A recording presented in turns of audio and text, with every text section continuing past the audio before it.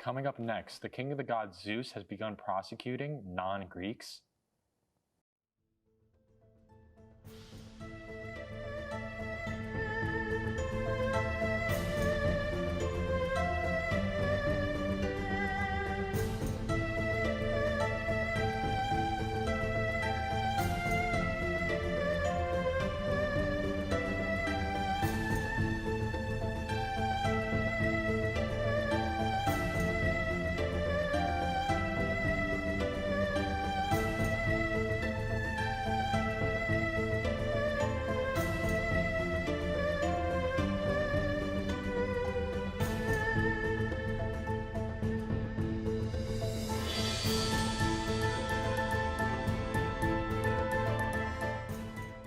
Good morning, my name is Damon. And I'm Pythias, and this is GHC. We've got some breaking news right now as Zeus's Greek-first rhetoric has escalated the king of the gods himself, now ordering the roundup of and deportation of non-Greeks everywhere. Only just a few months after the formation of MOGA, the Make Olympus Great Again movement, Zeus has already spearheaded going after those that have slighted him for years. These reportedly persecuted groups are the opposing mythologies of the Greek status quo, which include the Norse, Egyptians, and the Chinese. The gods from these opposing mythologies have been quick to condemn Zeus and to call on their followers to resist the law through resisting Spice. As of now, Spice has reported a disputed total of around 832 million deported non-Greeks, even as they have come under fire recently over rising questions from reporters over where deportees have been sent away to. That's a lot of people. I hope they're not being sent anywhere too bad. Honestly, the only place that could fit all of them, and the place that seems the most likely, is the underworld. There's a few people I actually wouldn't mind being sent there. Next up, we have our field reporter outside the room where Helen of Troy's future husband will be chosen. Helen of Troy, the most sought-after woman of her time, has her life being decided by her stepfather after excessive conflict for her hand. Today's meeting will finally decide who she marries. Now live to Callie to tell us more. Good morning, and thank you for your adoring. My name is Callie, and I am so very happy to be here. So, we are currently waiting outside the room, and I see that there are people released. I personally do not want to be a part of their doom, but we do have an interview to make. So, I'm looking for someone who has participated in this. And oh, I see a young man over here. Young man, you just came out of that room. Could you tell us of what happened, their stories, their glories? Why are you speaking in rhymes, first off? It'd be a crime not to, but I can stop for you. Could you tell us what happened in the room? Well, I tried to win the hand of Helidius, I don't remember her name, but Venezuela, I don't remember his name, got it first, so. Okay, so you tried to win the hand of Helen. You were one of her suitors. But Menelaus got hurt. Now that is such a very good pick and very wise on the part of Helen. Do you know when their wedding is going to be? No idea. You have no idea. Did they not announce it? Not yet. Not yet. Oh, that is such a shame. I really hope nothing bad comes of this, but I do think mediation would have been a better pick. Don't you agree? Yeah, I guess. Yeah, sure. Yeah. Do you think you'll compete for anyone else? I mean, I'll try, but I don't know. I don't have hope anymore. You don't have hope anymore. Oh, is it just because... Hold on, you also competed for Atalanta, didn't you? Yes, I did. I also did. Oh, you competed for Atalanta, and you failed both times. Are you sure you want to try again? You know what? No, I don't. Yeah. No? Okay. Well, it was nice interviewing you. Thank you. Well, that is all. Thank you all so much for watching, and I'll see you back in the studio. That's really unfortunate for him. Yeah, honestly, I don't even know what he was thinking. He was way out of his league there. Yeah. And up next with Tiresias for the weather after this commercial break.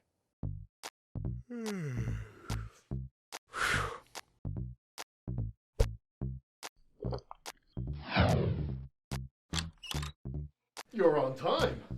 Congratulations on the promotion.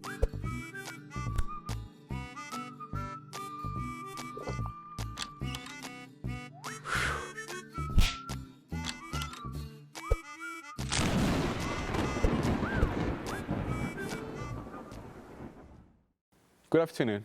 I'm the Blind Prophet Teresius, and I forecast the weather for the next week. Monday and Tuesday, I'm gonna have the same weather, this being 72 degrees. Now, because of the high winds that are gonna happen on Wednesday, it's gonna decrease to 65. Thursday and Friday, the reason why they're gonna be 53 degrees is because of the high chance of rain and lightning. This will create different thunderstorms, which will affect different states. For Saturday and Sunday, we'll have a high degree of 73, I think. I profess, because I'm a Now, on Monday, we have potatoes. We only have potatoes because of the goddess of harvest, which she lent us more potatoes. So, for the whole week, we're only gonna have potatoes. In the same page of gods, on Tuesday, the 4 different gods of wind are gonna attack and this being north, south, west, and east. The different gods are gonna attack and create a tornado in the middle of the US, this being Kansas. So be careful in Kansas because it's gonna be destroyed. Now, Zeus is mad about the Texas. So he will send a thunderstorm in Texas, what will cause is different thunderstorm and lightning.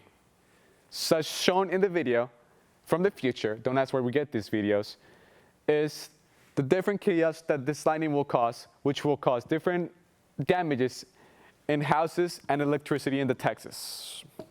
Now, in Friday, Poseidon is mad in Florida because they don't clean bitches. So he will send it to us. This will create a giant tsunami, which will believe Florida. So if you try to evacuate by using I-75, don't try. It's completely Now, the same gods, the sun and the moon, are fighting each other. This will cause a giant eclipse, which will cover both Saturday and Sunday, and decrease the times of light on Saturday and decrease the night times on Sunday. So, that is it for the weather. I'll see you guys back with Deimos and Pantheon. That sounds like a mess.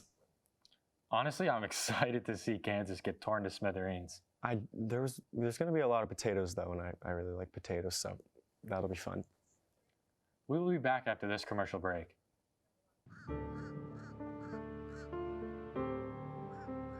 You would disgrace your lineage. Having a rough one out there? All this talk about home runs? If you need a break, I got it. Louder.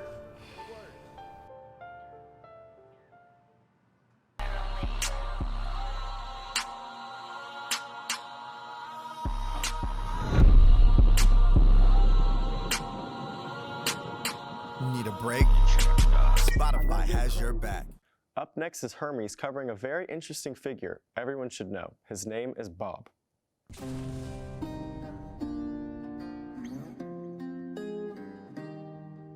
Bob, an immortal mortal who has lived with gods and humans alike, Bob has been a long figure of confusion. Though sometimes mistaken for a god himself, his origins and identity have been confused for generations. As your committed messenger, I've put together the most accurate description of Bob's peculiar existence in the myths that surround it. Historical accounts state that Bob's narrative started more than 2,000 years ago in Sean's Bar, a bustling place where he was first observed mingling with residents. From there, the story becomes confused through retellings on what is now known as New Year's Day. Witnesses claim to have seen a man fall from the heavens centuries after Bob's first appearance. This event further fed beliefs about Bob's divinity. To better understand these early accounts and to get a first-hand look at Bob's earliest known appearance, we located the spirit of Tony, the original bartender at Sean's Bar. Despite having passed centuries ago, Tony remarkably stays upbeat in the underworld, enthusiastic to revisit the night Bob first appeared in his bar. Tony, thank you for taking your time out of your day to meet with me. To start, could you tell me the first time Bob visited your bar? Oh, absolutely. That night was electric. Walt walks in, skinny guy, big grin, rolling jokes faster than hell, and then Zeus walks in like it's the most casual thing in the world. The whole bar lit up. People were dancing, drinks were flowing. It was one of the best nights we've ever had. So two of them seemed familiar with each other. Not at first, but once they started talking, it's like they've known each other for years. Bob was making Zeus laugh, really, really laugh. Like the kind of laugh that shakes the rafters. I'm telling you, best night we've ever had. And after that incredible night, did Bob or Zeus return to Sean's bar? I'd love to say yes, but nope, never saw them again. I died 2 days later. 2 days later? Yep, fell right off the mortar cool. Happens, but hey, at least I died right after one of my best shifts, eh? I missed that night. Tony's account confirms the first recorded encounter between Bob and Zeus, a night that would later fuel centuries of misunderstandings about Bob's role among the gods. This is when Bob's image started to change. Many felt his sudden absence meant he had been invited to Olympus, giving rise to legends presenting him as a hidden god or celestial guest of honor. Even while we don't know all the specifics of what happened on Olympus, it's obviously that the incident was significant enough to solidify Bob's association with the gods in the eyes of the general public. We had a conversation with Bob, the man at the heart of immeasurable tales, festivities, and presumptions, in order to display years of misunderstanding. Bob, thank you for joining us today. To begin, how would you describe your life over the couple of thousands of years? It's been pretty chill, honestly.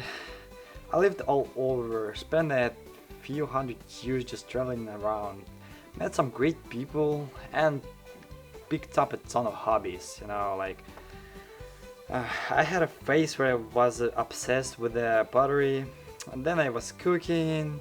I took like 100-year break, just fishing and sleep. Life was easygoing. And regarding Olympus, can you explain what happens when you go up there each year? Many have been wondering. Oh yeah, it's fun. Zeus sent for me usually a big flash of light or a message bird, something dramatic like that. And I had head up there for annual party. The gods all go out, tables staked with the food, lighting shows, Dionysus bringing too much wine. It's basically the same every year. We celebrate, talking about life, exchanging gifts, joking around, very casual. So the relationship you have with the gods, how did that develop? They just like me, man. I think it's just started when Zeus found my jokes funny. Then we kept hanging out. Eventually they were like, "You're cool, Bob, wanna learn life?" And I was like, "Sure." And that's how it happened. And in the long stretches between visits to Olympus, what do you do now? Oh, I just sleep. Same stuff everyone else does. I cook, sleep, watching people, trying new hobbies, and travel around. I've had a lot of time to figure out what I'm enjoying. Honestly, most years I just vibe until Zeus called me again. So after everything, the long life, Olympus visits, the friendship with gods, what would you say you truly are? I mean, I'm just a normal dude, bro. Just a guy who just don't have an age. And that's the tale of Bob, the eternal human. Not a god, not a misunderstood legend, but simply a man so honest, so nice, and so easy to vibe with that the gods opted to keep him around forever. His long life, his connection with Olympus, and the uncertainty that followed were never about divinity, just about a human who fit right in with the mortals. Through this documentary, we wish to expose the truth of who Bob truly is, a decent man who lived honestly, laughed often, and ended up vibing with the gods for all eternity. And this is your loyal servant, Hermes, signing off. I wish I could go party on Olympus every year. Honestly, if I was partying with Bob, I wouldn't care where it was. We should try to convince Hermie to let us go up there one day. Honestly, yeah, let's do it. Next up, we have a very special guest in the studio, Ares, the god of meditation, after this break.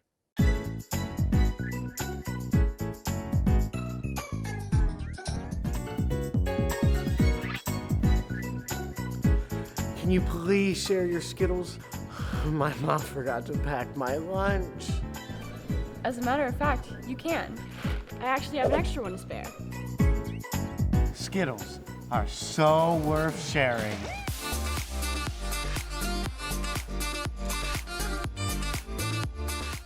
Welcome to the Winkler Show. I'm Karsten Winkler. And earlier this week I got to talk to Ares, the god of war, now known as Ares, the god of, well, you'll see. Today I get to ask him a few questions, so you better stay tuned, and if you turn off your TV, I will know. Ladies and gentlemen, thank you for joining us. Formerly known as the god of war, now known as the god of peace, love, and meditation, Ares. Thank you for joining us. It is a pleasure to be here. Wow. Wow, you got some good energy. I like that. Yeah, it's good energy. No, keep it going. I like it. I like it. Stop. Jeez. Okay, sorry. Anyway, obviously it's a big switch to go from the god of war, conquering lands and people and, everything, to conquering absolutely nothing. What does that entail? Well, basically I've changed my ways. I am no longer the god of war and destruction and chaos. I changed my ways and now I am the god of peace, love, and tranquility. Okay. Well, so now I'm curious, what's like a day life for for you? What do you do in a day? What do I do? Well, first I start off with my aroma, with my essential oils. I burn them, and the smoke, I let it waft all over me. I let it waft. Can you say waft? I don't want to. It's okay. No, it's all right. No. Okay.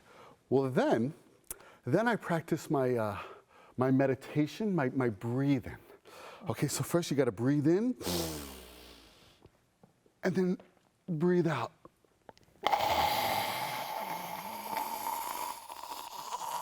Well, that makes me uncomfortable. Please stop. No, that's okay. You can be done now. All right, are you okay? Oh no, I'm good. I'm good. You're okay? Then, my third and final stage is I practice my yoga. My yoga. Yoga. I can show you. That's not necessary. No, don't worry. Yes, I'll envision it. Yes, I can. No, I can. Please don't. I have my yoga for so. Sit down. No, what is going on? Please sit down. And then I come here, and then first you got to stretch. You see, I haven't stretched. That's why I can't do that. That's okay. So you could. I said stop. No, you're paying for that chair now. I don't want that chair anymore. I'm throwing it away. You're freaking me out. Can you sit down? What are you doing? You can assist me. You can hold my foot. Get away from. Sit down now. I will get security. Sure. Nope. Just down. Okay. Okay, let's regroup. Okay. So, you do all these extra things now, and you're not as, respected as you once were. Does that affect you at all? Well, I don't know about not respected, but I think we got to get back on the same page here. I think what we need to do is we need to channel our inner animal spirit. No.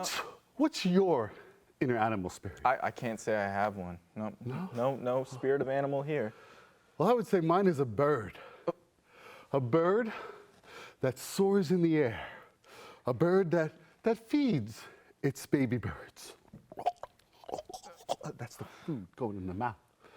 A bird that grows up and soars into the air. Caw! Caw! Oh! What is that? That's a bird. That's a bird. Sounds more like a jackass to me. You know what? After, just talking to you for just a few minutes, I can see now that you're not qualified to be the god of war. I think you've made a good choice. I think your new way of life fits you very well. In my opinion, I think we should leave conquering lands and, being the god of war to someone like, maybe like Justin Bieber, who actually can do that, Oh, you are a Justin Bieber fan, aren't you? You got Bieber fever. Stop that. Oh, you got Bieber fever. I know it. He's got Bieber fever, guys. You heard that first. God of War has got the Bieber fever. You know, you be drinking Starbucks too, don't you? I can see it now. You got a matcha. A matcha faka laka that's what I drink. Yeah, I know. Yep, Mr. Bieber fever. You sing Baby in the car, don't you? Baby, babe, that's you in the car in your little Kia Soul, I know it. I've baby, had enough. baby. I am Ares, the god of war. How dare you mock me? Mock my lifestyle. I led legions into the battlefield. Wu-Tang, Wu-Tang, these are my Wu wings. You don't mess with Ares, A-R-E-S, Ares. Oh, and he's gone. Okay. Yeah, can we make sure security gets him out? You know, lock the doors too.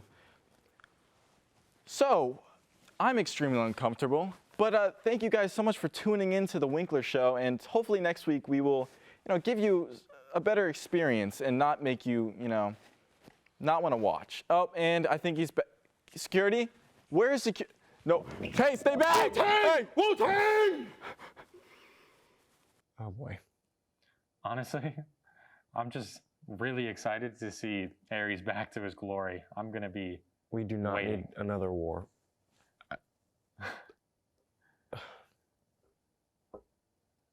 Well, that's all for today. Thank you all so much for watching. And don't forget to tune in tomorrow for whatever the day will bring. Have an amazing day, everyone.